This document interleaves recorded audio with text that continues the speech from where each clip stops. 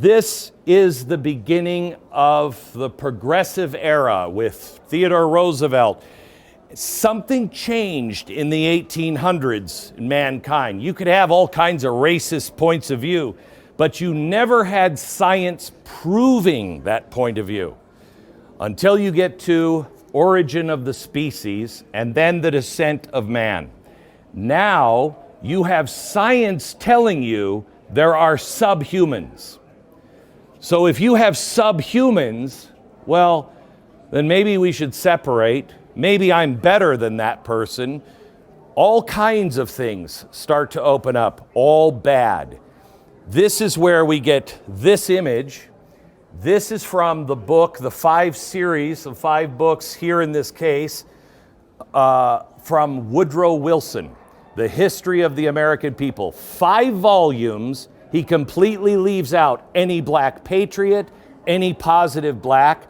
This is the picture or engraving of a black person, obviously subhuman. Once you turn that in, everything changes. I think here Glenn Beck is making an unwarranted association between the progressive movement of the late 1890s and early 1900s in the United States and this eugenics movement among the elites in this nation and elsewhere around the world in that same time period. He also talks about Woodrow Wilson's eugenics and supremacist, racial supremacist ideology.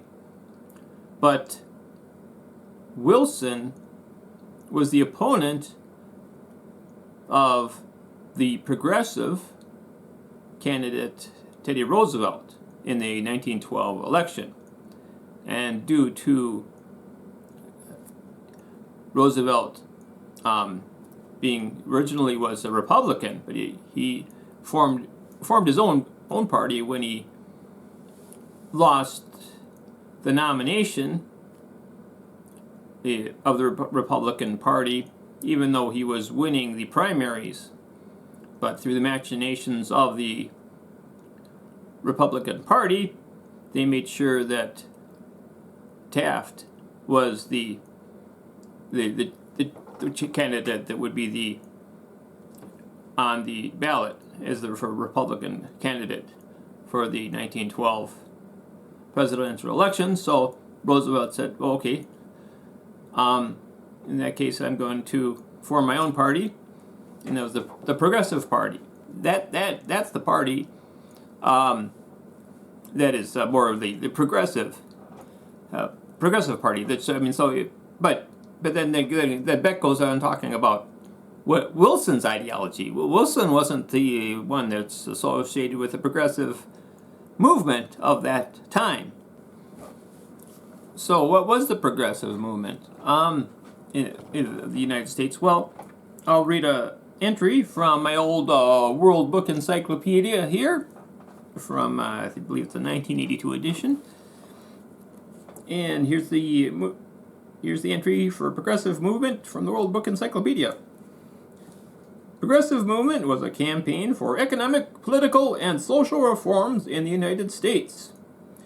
It began during a nationwide depression that lasted from 1893 until about 1897. The movement ended when the United States entered World War I in 1917. Americans turned their attention from reform to war. Industry in the United States had grown swiftly during the 1800s. This rapid industrialization caused such problems as business monopolies, dishonest politics, crowded city slums, and poor working conditions in factories and mines. During the 1890s and early 1900s, many reformers helped bring about laws aimed at relieving those problems. The reformers began to call themselves progressives about 1905. They had their greatest effect at the local and state levels where the movement began. Opposition to reform was much stronger at the national level, though the U.S. Congress did adopt some of the progressives' key measures. So yeah, I mean, it's so basically nothing there. I mean, I read through the whole entry here. I'm not going to read right now. I'll read the whole entry, but nothing about eugenics or racial superiority or anything like that. Nothing about Darwin's theory of evolution and how that relates to eugenics. It was a pragmatic movement, just trying to make the world a better place, help make the economic, make some economic reforms, help the working conditions of all the workers of whatever race they were. So that basically was all it was about. It was also to, of course, when Teddy Roosevelt got to be president, he worked to break up monopolies. They had too much power in these monopolies. The businesses had formed these trusts, and so Teddy Roosevelt he worked to break up those monopolies. He was the trust buster. That's what they call him, the trust buster. And so that was part of his when he was president. I mean, he was president from 1901 to 1909, I believe it was. And yeah, he was so he made lots all sorts of progressive, at least domestically. He was progressive. As far as wars go, he was very much a war hawk. Militarily, he was a military hawk. So I don't think he was a progressive militarily in terms of foreign and military matters. But domestically, yeah, he was progressive. Just because he's trying to measure the power of these giant corporations and big business. So that's how progressive was. And then also, interestingly, so yeah, he went from 1901 to 1909, and then he took a break, and then decided to run again in 1912. But yeah, when the Republican Party heads, they shoved him out because they could, and they didn't want him. Basically, he was too progressive for the Republicans, the elite Republicans in the party. So they shoved him out, and he helped form Teddy Roosevelt. He helped form the Progressive Party, and then. But the problem was there's still a lot of. So he drew a lot of votes from the Republicans, but also there's still a lot of Republicans that still stayed with the party, voted with the party along party lines, and so they ended up splitting the vote. So if you combine the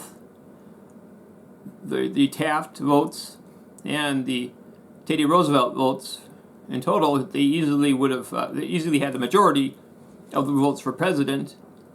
The Taft and Roosevelt, you combine them together, they would have easily won, but the vote ended up splitting, and so Wilson ended up easily winning. So yeah, it's a matter of just splitting the vote, and so yeah, Roosevelt ended up not getting getting elected to president in 1912, and so Wilson ended up in office. And one of the first things Wilson did was vote for the Federal Reserve Act. So he's the one responsible for the Federal Reserve. So you have to wonder if we would have the Fed now if Teddy Roosevelt had been elected president instead of Wilson. But anyways, as it turned out, Wilson won. He signed the Federal Reserve Act, and now we have this private central bank run by the most powerful, the wealthiest people in the world. It's really a private central bank. As some people argue, oh no, it's not private. It's public or part of the government, but what a public government body has a private shareholders?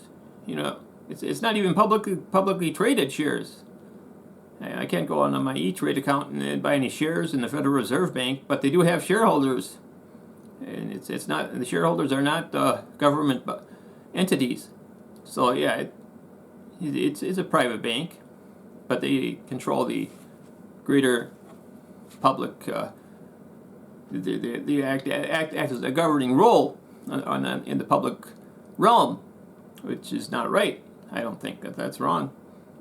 So yeah. So Wilson, I do not think he was a progressive. So why is Glenn Beck associating the all the horrible things of Woodrow Wilson's eugenics ideology with the progressive movement? I think that's incorrect association. The progressive movement from the late 1800s and early 1900s had nothing to do with eugenics. It was just a basic socioeconomic common sense reforms. There's nothing in here about eugenics. I think, of course, you can make arguments of whether or not these would be good reforms, but I think they were just pretty good. Look like it now. All these giant corporations and all the power they have, and who I think most people would agree that, for instance, BlackRock should be broken up. But in that, so that would be a progressive move to break up something like a BlackRock, or also the big tech corporations like Amazon and Facebook and Google and yeah. So we just those would be progressive reforms today, and that's what progressive is all about. Just progressing towards making the world a better place. More fair place, more just place. That's all it's all about, and that's what Roosevelt's progressive reforms were all about as well. He broke up a lot of these big businesses that had the similar controls, though the giant companies that we lament about today here in today's society. So I think part of the problem is there's this.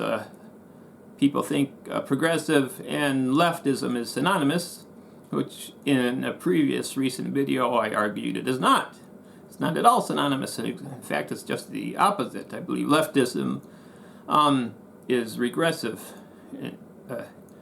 If you go back to the French Revolution, where the origin of the term leftism originates, that was a horrific event.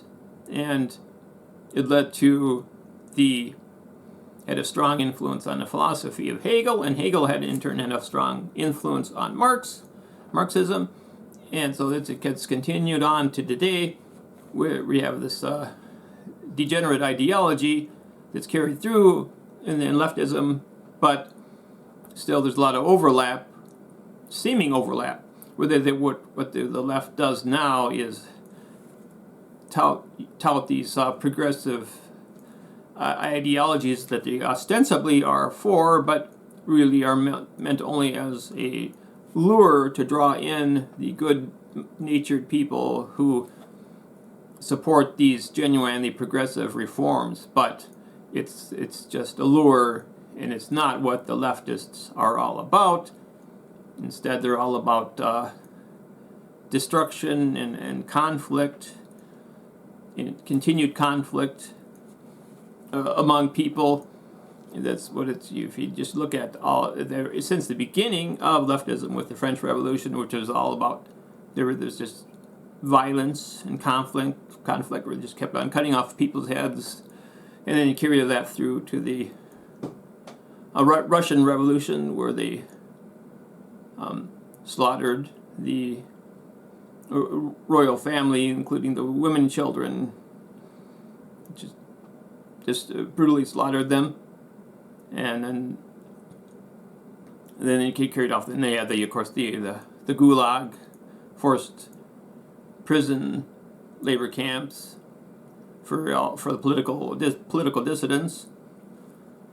And today we have the leftists in the Democratic Party who are doing everything they can to censor and silence anybody that disagrees with them through the weaponization of these government bodies such as the FBI. It's now was being revealed through the Twitter files, and then when Matt Taibbi went before the House hearings about that weaponization of the government, he ended up being grilled by the Democrats. Those Democrats are acting like it was a revitalization of the McCarthyism, which is ironic since the original McCarthy hearings was directed against Marxists, but now it's kind of turned the other way around, and now it's the Marxists of the Democratic Party who are grilling genuine progressives such as Taibbi. Now, I would say he's a genuine progressive, but the Democrats, they're the leftists masquerading as progressives, but they're genuine leftists, but not progressive at all. And leftism has never been progressive. That's my point. So yeah, I just wanted to mention that. So I'm not sure if I'm going to just end this video here. I just want to get a video out. It's been a long time since I've put out a video, so I'm going to get back on the horse, so to speak, figuratively speaking. And so if you're still watching, thanks for watching.